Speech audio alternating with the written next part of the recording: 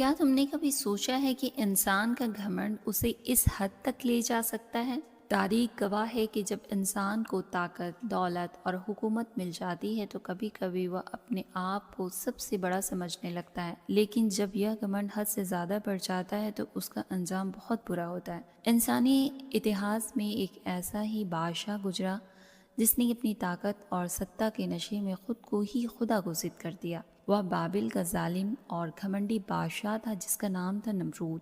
اس کا واقعہ اسلامی اتہاس میں گھمنڈی اور ظلم کی سب سے بڑی مثالوں میں سے ایک مانا جاتا ہے۔ نمرود بابل کا بہت طاقتور شاسک تھا۔ بابل وہ علاقہ تھا جو آج کے عراق کے آس پاس مانا جاتا ہے۔ اتہاس کاروں اور اسلامی روایت کے انوسار اس کی حکومت بہت بڑی تھی اور اس کے پاس بڑی فوجیں اور خزانے تھے۔ لوگ اس سے بہت ڈرتے تھے اور اس کی ہر بات مانتے تھے۔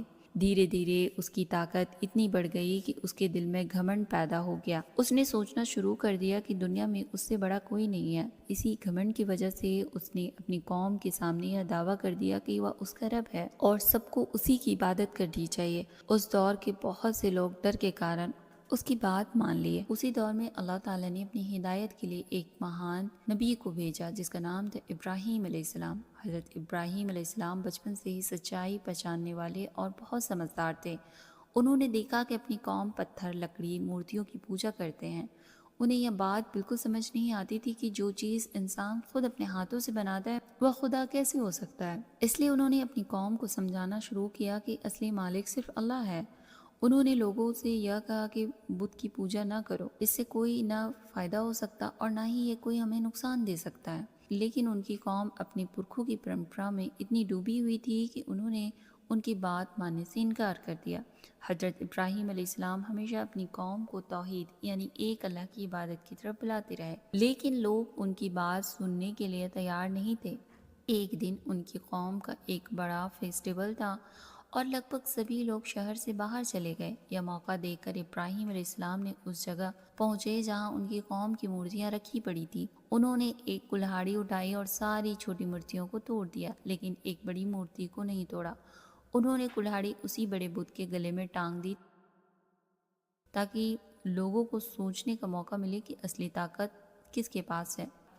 جب لوگ واپس آئے اور انہوں نے اپنی مندر کا حال دیکھا تو حیران رہ گئے۔ ان کی ساری مورتیاں ٹوٹی ہوئی تھی۔ لوگ غصے سے بھر گئے اور پوچھنے لگے کہ یہ کس نے کیا۔ کچھ لوگوں نے بتایا کہ ایک نوجوان ہے جو ہمیشہ ہمارے بتوں کے خلاف باتیں کرتا ہے اور ان کا نام ہے ابراہیم۔ لوگوں نے ترنت حضرت ابراہیم علیہ السلام کو پکڑ کر سامنے لایا، ان سے پوچھا کہ کیا تم ہمارے دیوتاؤں کے ساتھ ایسا کیا ہے؟ ابراہیم علیہ السلام نے بہت حکمت بھرا جواب دیا۔ انہوں نے کہا کہ شاید یہ کام اس بڑے بت کا ہوگا، اگر یہ بول سکتا ہے تو اسے پوچھ لو۔ یہ جواب سن کر لوگ کچھ پل کے لیے خاموش ہو گئے، لیکن وہ خود جانتے تھے کہ مورتیاں بول نہیں سکتی۔ اس پل انہیں احساس ہوا کہ وہ جس مورتی کی پوجا کرتے ہیں وہ بالکل بے بس ہے، لیکن سچ سمجھ لینے کے باوجود انہوں نے اپنی غلطی ماننے کے بجائے غصے میں آ کر ابراہیم علیہ السلام کو سزا دینے کا فیصلہ کیا۔ انہوں نے کہا جو ویکتی ہمارے دیوتاؤں کا اپمان کرے اسے زندہ جلا دینا چاہیے۔ اس لیے انہوں نے ایک بہت بڑی آگ تیار کی۔ کئی دنوں تک لوگ لکڑیاں جمع کرتے رہے اور ایک وشال آگ کو جلایا۔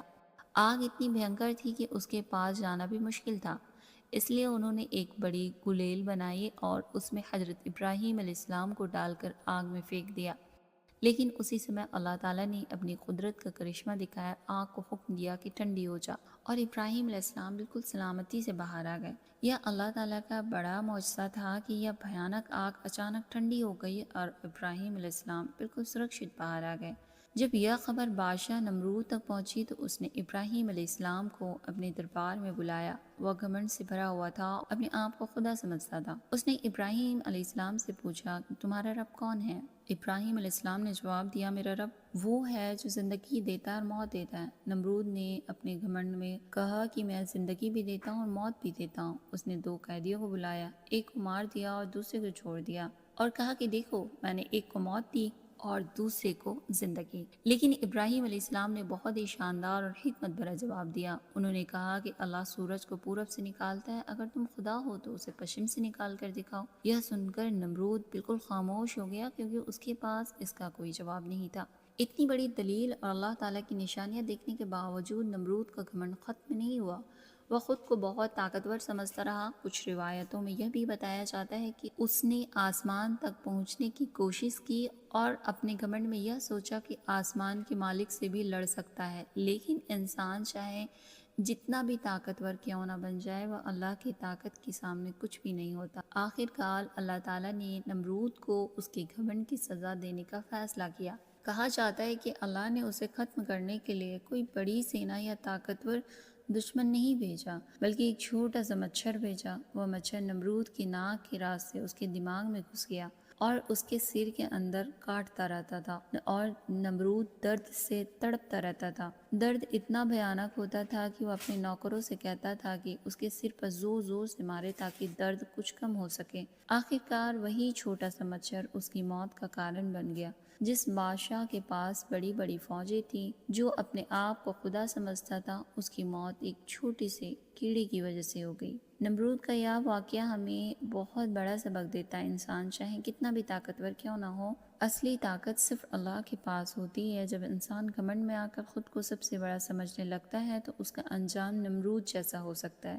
اللہ کے سامنے جھکنا چاہیے اور تکبر سے بچنا چاہیے۔ نمرود کی کہانی ہمیں یاد دلاتی ہے کہ دنیا کی ساری طاقتیں اور دولت بھی انسان کو اللہ کی پکڑ سے نہیں بچا سکتی۔ یہ وجہ ہے کہ اسلام اتہاس میں نمرود کا نام ایک ایسے بادشاہ کے روپ میں لیا جاتا ہے جس نے گھمنڈ میں آ کر خود کو خدا کہا اور آخرکار اللہ کی چھوٹی سی مخلوق کے سامنے ہار گیا۔ یہ کہانی ہر انسان کو یہ بتاتی ہے کہ اصلی عزت اور طاقت صرف اللہ کی عبادت میں ہے، نہ کہ گھمنڈ اور ظلم میں۔